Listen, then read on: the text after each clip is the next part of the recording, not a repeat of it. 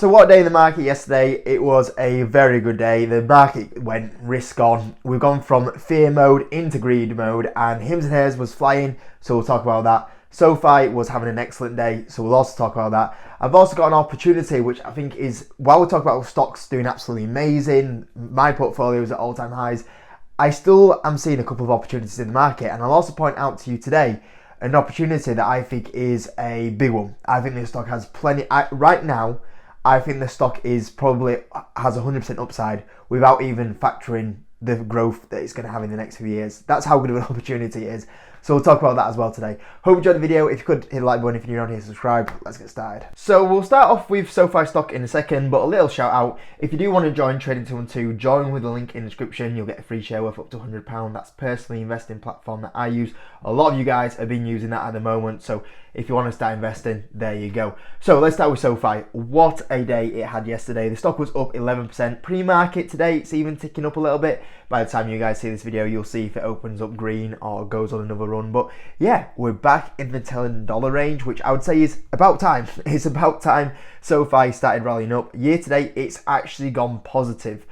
Until yesterday, the stock was actually negative for the year. But realistically, the last kind of like only August time, this stock was actually $6, and the stock has rallied up 56% since that time frame. So it's volatile. Sofi is a volatile one where it can go up a lot, it can go down a lot, and right now it's having one of those runs where it's going up a fair bit. Now, the news that came out yesterday is Sofi stock climbs after forging a $2 billion loan platform agreement with Fortress.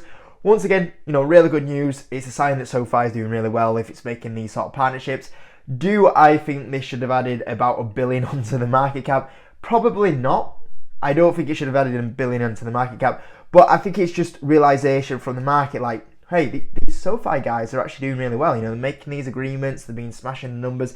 I think it's actually just a reflection of how well the company is doing, because until this point, I still can't believe the stock was negative year to date yesterday. Until that jump, it was year to date negative, because what's more important is the fundamentals. I think realistically, the stock maybe jumped, but it's jumping not just off this news, but because investors and Wall Street, and obviously it's been a heavily shorted stock as well. I think some of the people are going, actually, this stock is actually doing really well. We probably should buy.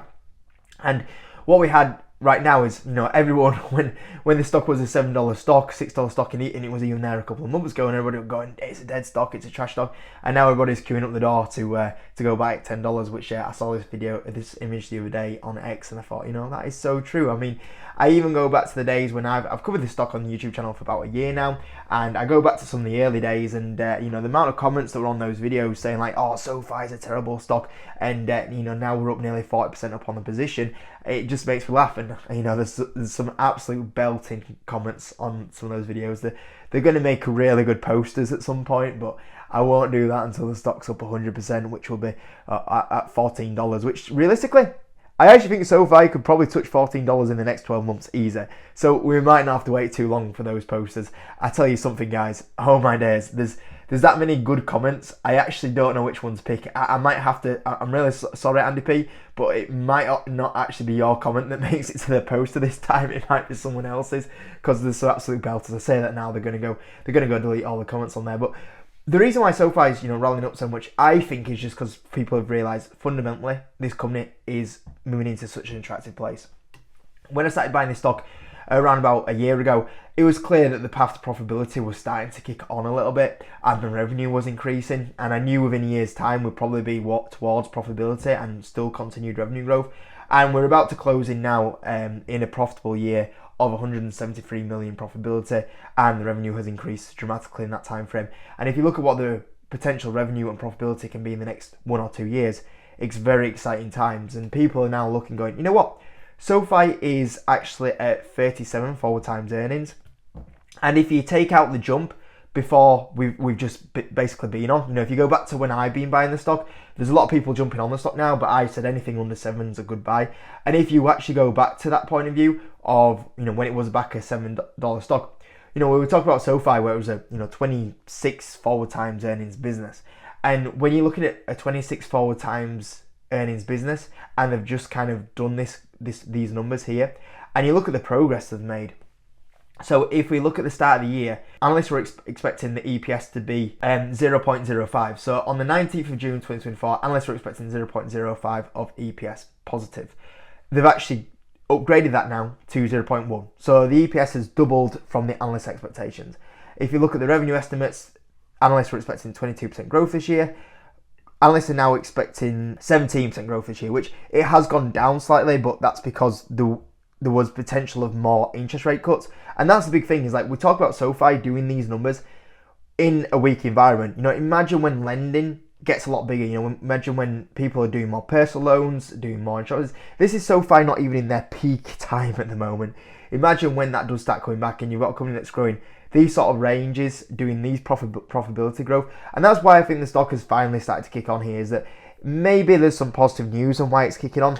I just think that fundamentally it's been disrespected for too long. And normally when you have that inflection point, when a company goes from being a loss-making company and suddenly it goes to profitability, everyone and all the shorts, the amount of shorts that close down on a stock once they realise it's profitable, they'll go, oh crap, they've actually done it.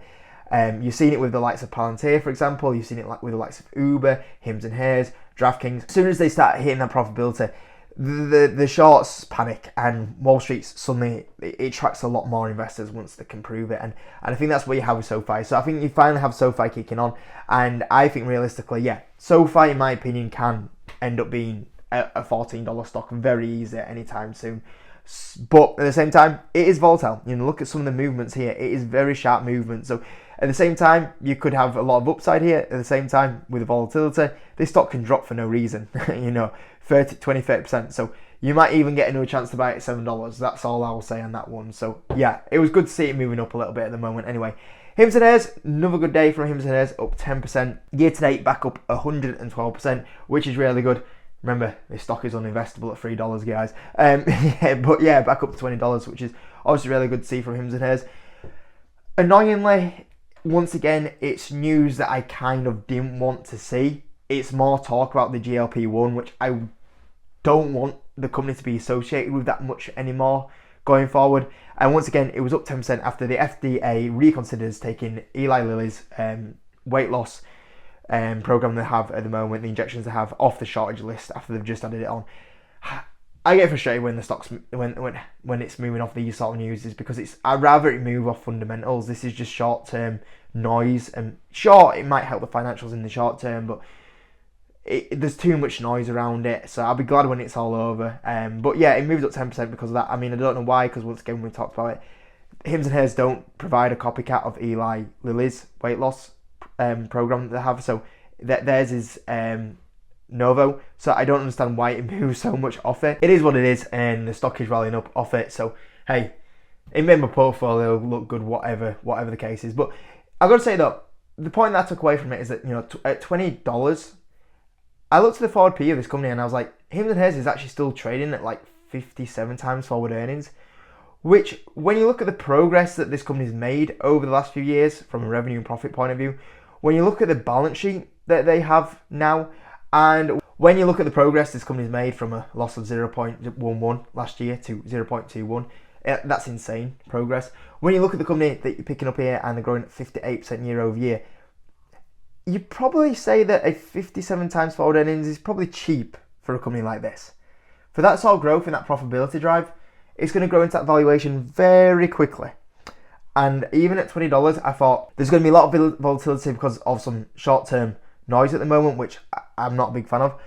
But it should probably command here just alone on the fundamentals that it's doing at the moment. And when it does get to these sort of levels, it's actually not a terrible valuation. And I was actually sharing this on the Discord, I think it was last week to be fair. And I was saying that just to show you how well Hims and Hers have executed this year, right now analysts are expecting the positive EPS of 0.21. In May, 10th of May 2024, I couldn't get an early one than this for some reason, which was a bit annoying. I'll just try again now quickly. I can't get one.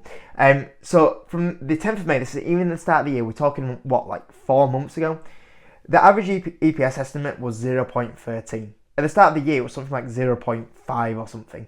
They're now going to expect it to do 0.21. That's insane amount of progress. And from a revenue point of view, analysts were expecting 35% in May. At the start of the year, analysts were expecting 28%. Okay, and now they're going to do 58% growth. That's insane. Like this is when we talk about, at some point, if a company executes this well, it has to be reflected on the share price. Now the thing with Hims and Hers is it has done. It's nice to actually have a stock that has great fundamentals and it's reflected on the share price. You know, this year we're up 112%. I'm up over 200% on my position. It's actually nice having a stock that reflects the fundamentals on the share price. And I would argue that even right now, it's probably even still not too bad of a valuation. Whereas something like we just talked about then, Sofi, it didn't have it, but it seems like it's finally starting to get it. Eventually, guys, the share prices follow the fundamentals, and that's what's happened with Hims and Hers. I think this may be the start of, you know, Sofi. You know, I can look at Sofi and it goes to $12. I can argue the case that it's probably still not a bad valuation considering how good progress the fundamentals have been. So, yeah, two stocks that absolutely fly in there and really helped my portfolio yesterday to hit all-time highs. Now, I said I'd mention really quickly a UK stock. Well, I didn't say UK stock, I don't think, but a stock that I think is such a good opportunity. And at the moment, a lot of you guys have asked me to talk about what's going on with the UK. Obviously, the tax that potentially could come on stocks and businesses from the Labour government that we have at the moment, and the budget on the 30th. And UK stocks seem to be flagging a little bit. They seem to be struggling. It looks like there's a few nervous investors potentially where we are going in the UK, and we've seen the talk of the AIM shares potentially falling off a cliff. We saw yesterday the potential of more tax thrown on UK gambling companies, which led to Flutter having a pretty tough day yesterday. But in that sort of space is Gaming Realms, and yesterday this stock went down a little bit. It's down 6% in the last 5 days. Even though that realistically, I don't think Gaming Realms would be affected by a sort of tax in this sort of space because it's more of a provider than the actual operator. Flutter would be affected, but I don't think Gaming Realms would be. As far as I am aware, anyone confirm that? Let me know in the comment section. But even before that, Gaming Realms is down like 4% year to date, which doesn't make sense because this is one, if not, I would say the most attractive stocks on the UK market right now. 15 times earnings for this company, and they, like I said, they provide games to the likes of Flutter, FanDuel, William Hill, DraftKings, and they provide the games that people will use on their platform, which not just in the UK, you know, big expansion into the US markets. The states allow on online gaming, iGaming over there. And you look at the execution of this business.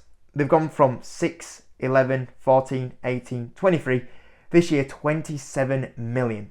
So they're expected to grow nearly 20% so far this year. So good growth.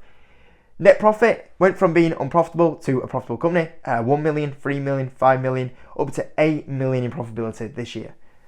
Well, we're about 3 months away from finishing this year, aren't we? Just insane progress. And we talk about eventually the fundamentals of the share price has to follow the fundamentals. And it hasn't happened this year. But what it has done is it's created, in my opinion, such a great opportunity in the UK market. And I was looking at a P ratio here. And at the end, in 2 months' time, this company's going to drop to a 13 times earnings. In 2025, which is probably the numbers that we should start using now, when we start looking ahead, it's actually going to drop down to a 10 times earnings business. Now, a 10 times earnings business for a company that's growing 20% a year, that has profit growing at 20% a year, you're not only talking about a premium company here in the UK markets. This is premium growth. Very, very good growth.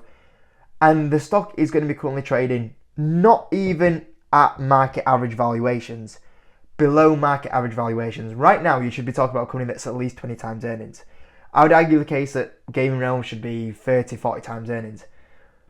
It's got an amazing balance sheet, no debt on there, so much cash generation, and it's going to be at, well, in 2 months' time, it's going to be at 30 times earnings. In 14 months' time, it's going to be 10 times earnings. That's insane. That's insane. So this for me is a stock I look at and I think that I think, well, maybe the market needs a bit of recent results to kind of confirm that they're on, they're doing the right things. And they actually reported their interim results about a month ago. So it's not even like we're unsure if they're doing good numbers still. They're still doing good numbers. And this is a stock that I look at and go, right now, from where it's at right now, the stock should probably be about 100% higher than where it is right now on a share price point of view.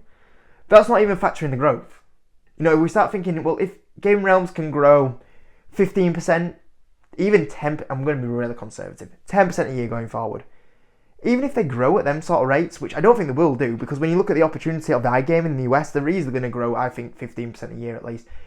Let's just say 10% though, for argument's sake. Even if they grow at 10% a year from here, at this sort of level, I think there's 100% upside already. And then you factor in the growth, there's potentially even another 100% upside here. And for me, I look at this stock and I think this is such an opportunity in the UK market right now. I'd even go as far as saying this is potentially my number one opportunity in the UK market right now. I just don't know why it's so cheap. And I think on Stockopedia, by the way, if you want to join Stockopedia, there's a link in the description. I think there's 30% off if you join through there. I was listening to Paul Scott's commentary, which is a really good UK investor. I'll try quickly get it up for you guys. And he did this when the results came out on... Is it this one? No, that's when he did the interview with Paul Hill. He does mention Gaming Realms though, and he says how good it is. But the day the earnings came out, I can't find it here, but he did a note on it and he was like, this is so good. Like, I don't know why the company is this cheap. And it's just so true. It's just so true, which you can read here. So I don't know. It just seems like, I don't know if I'm missing something here with this one, but it just stands out as an opportunity in my opinion anyway. So that's video today, guys. Hims and hairs, Sofi, and a little bit of a talk of a big opportunity in the market. Very similar to an evolution, actually. I was going to mention that one, but I'm about 20 minutes in, so I'll call it here. But yeah, some opportunities there, guys. Hope you enjoyed the video. I'll see you in a bit.